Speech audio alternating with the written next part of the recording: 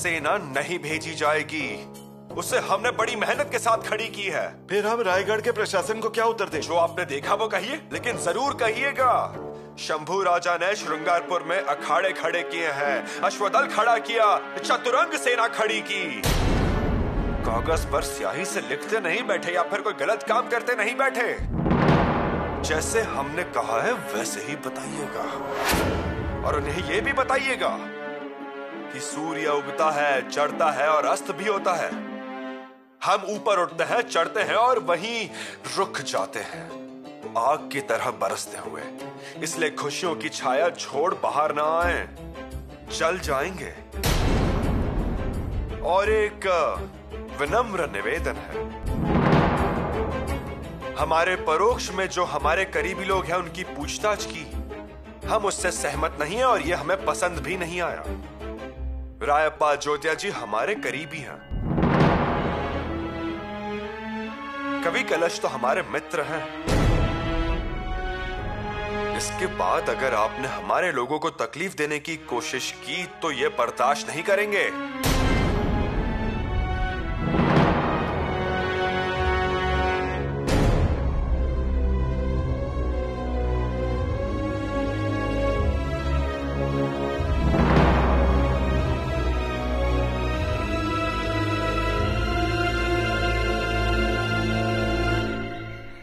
पिताजी, बुरा मत मानना।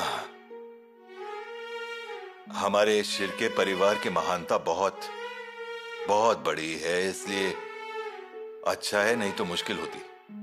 क्या आपको सच में कैद होने वाली थी? हाँ, कैद तो होने वाली थी। ऐसा आदेश राहु जी पंत ने दिया था। लेकिन युवराज कहाँ थे? युवराज जी आए ना।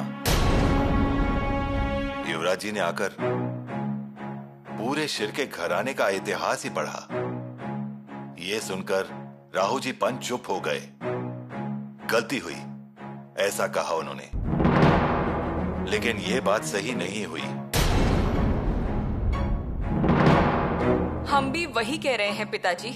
हम कुल मुख्तियार हैं। कम से कम पंत को हमें पहले सूचित तो करना चाहिए था। कोई कारण ही नहीं है इस उम्र में पूछताछ का मतलब। ये अपमानित होने जैसा था। ये सब उस अश्वदल निर्मिति के कारण हुआ। कोई अनुमति नहीं मांगी गई थी। लेकिन इसके लिए आपकी पूछताछ क्यों? क्योंकि हम इस टुकड़ी के सरदार हैं। ऐसा? यसु, एक निवेदन है। हम सीधे युवराज जी से बात नहीं कर सकते हैं, इसलिए उनसे कहिए उन कलश जी से दूर ही रहें। जो कुछ हो रहा है ना, उसके पीछे मूल रूप में कलश जी ही हैं। ऐसा गनोजी राजे कहते हैं। पिताजी, वो तो युवराज के मित्र हैं। मित्र बनाने के लिए और भी लोग हैं यसु, लेकिन जब से वो श्रृंगारपुर में आए तब से कुछ न कुछ घटित हो ही जा रहा है। इतना उन्हें जरूर बता देना। ठीक है, हम कहते हैं। युवराज अब कल के राजा होने वाले हैं, इसलिए उनके बारे में रायगढ़ का माहौल भी अच्छा होना चाहिए।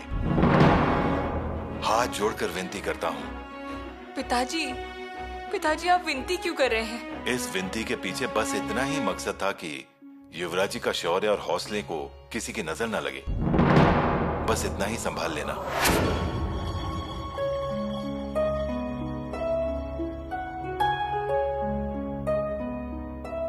अब मैं चलता हूं।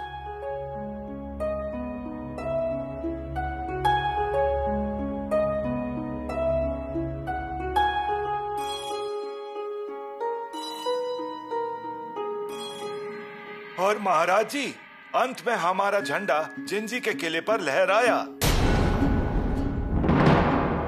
वाह वाह हम्बीरा वाह, ये तो बहुत अच्छी बात है। हाँ, जिंजी का किला हाथ में आ गया और हमारी सेना को जरा भी तकलीफ नहीं हुई। उस खान ने अपने शस्त्र नीचे ही डाल दिए। ये जिंजी स्वराज्य के लिए बहुत महत्वपूर्ण है। रायगढ़ से कुछ 300-350 कोस दूर। हमारा मतलब है लगभग दक्षिण की नोक ही कहिए। और महाराज जी, कल ही अपनी सेना वीरामापट्टकण के समंदर में जाकर आई है। समंदर का पानी खारा था, नहीं तो लोगों ने कहा होता हमारे घोड़े हिंद महासागर में पानी पीकर आए हैं। हम्बीरराव, ये कहानी वाकई काबिले तारीफ है। ये भविष्य में जिंजी स्वराज्य के लिए बहुत उपयोगी होगी। जिंजी के साथ हमें पर मुल्क को भी अपने साथ करना है। कड़ी सुरक्षा रखिए। जी महाराज। सबको चौकन्ना रखिए। जी महाराज। महाराज, फौज इंतजार कर रही है किले पर। कुछ महत्वपूर्ण काम है? जिंजी पर आपके हाथों भगवा लहराना है। जिंजी पर हम नहीं, आप भगवा लहराइए। हम? हाँ सर्जराव, आपने किए हुए काम का सम्मान समझ लीजिए। तैयारी कीजिए, हम आ रहे हैं। जी महाराज। हम्बीरराव। जी महाराज। एक खलीता रायगढ़ पर और एक खलीता श्रृंगारपुर भेजिए। जी महाराज। श्रृंगारपुर से कुछ खबर? जी हाँ, नायक जी ने खबर भेजी है। वहाँ पर कोई शिव स्वरूप बाबा हैं और उनके आदेश से युवराज ने वहाँ अश्वदल की सेना खड़ी कर दी। ऐसा? जांच करनी चाहिए महाराज जी। ये बाबा कौन है? पूछताछ करनी चाहिए। सब कुछ ठीक चल रहा था और इस बाबा का खलीता भी जाता था, लेकिन इसका क्या मतलब है? ये भी सच है। हम आज ही आदेश देते हैं पूछताछ के लिए।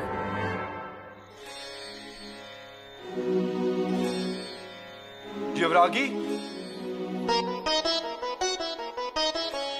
युवरागी, युवराज, हमें माफ कीजिए, पर आप हमसे कोई बात मत कीजिए।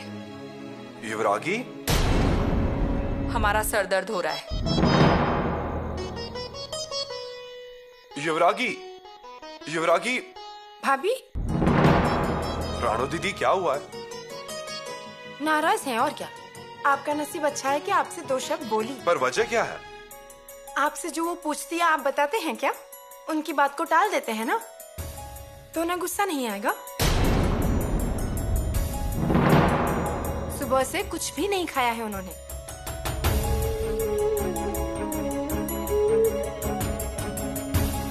शिव स्वरूप बाबा कौन है ये बताया नहीं, इसलिए वो गुस्सा है।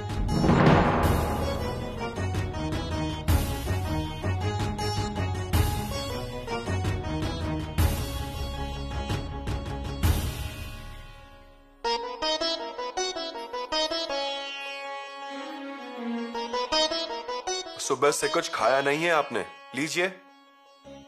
हमें भूख नहीं है।